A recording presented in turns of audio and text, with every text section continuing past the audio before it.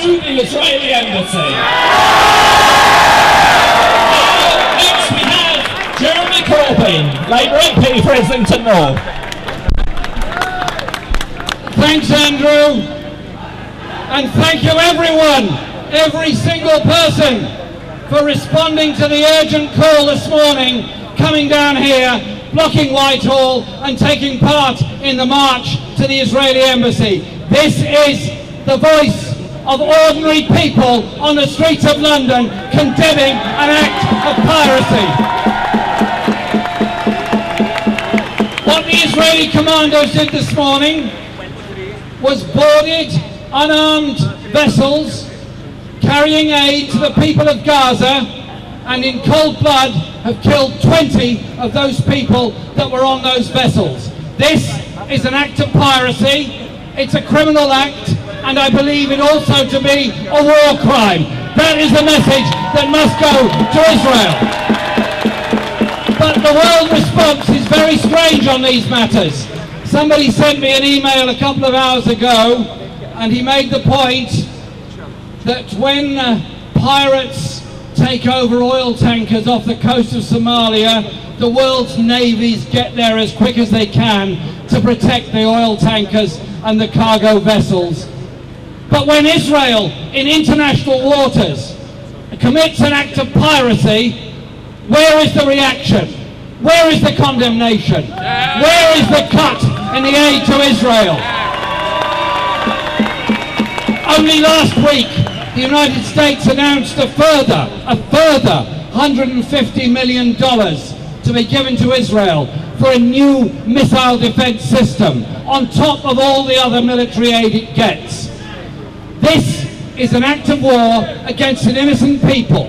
Those people in Gaza, and I was there only 4 months ago with a delegation of people from all over Europe. We saw for ourselves the destruction from Operation Cast Lead, the shortages of medicines, the shortages of food, the shortages of clean water, the shortages of electricity. 1.5 million people held in prison, and an act of humanity, the rest of the world collects 10,000 tons of aid to go there and gets shot up by the Israeli Navy. This is a country that is occupying and destroying the lives of Palestinian people. So this morning I wrote to William Hague and said, 1, absolutely and totally condemn this. 2, stop all aid to Israel.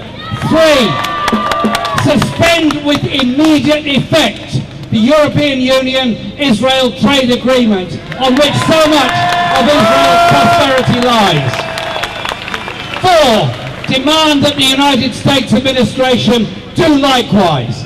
5, recall the UN Security Council immediately to condemn what Israel has done.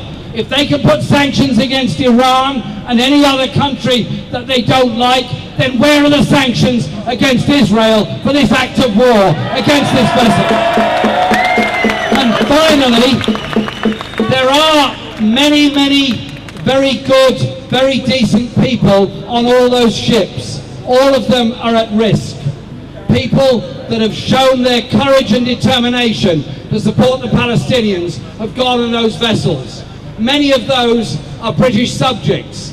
We value all lives equally. We want to support all those people on those vessels. But the point I've made to the Foreign Secretary is he has a special responsibility to act on behalf of those people who've come from this country and gone on those vessels. Isn't it time our ambassador was brought back from Tel Aviv? Isn't it time the Israeli ambassador was on his way from this country? The people of Palestine have suffered enough. They've suffered too long. They suffer more and more. It's up to us to isolate Israel, to show our support, to show our determination, and make our government in that building act. Make the US government act. Isolate Israel. Support the Palestinian people. In our thousands, in our millions, we are all Palestinians. Yes! Free, free.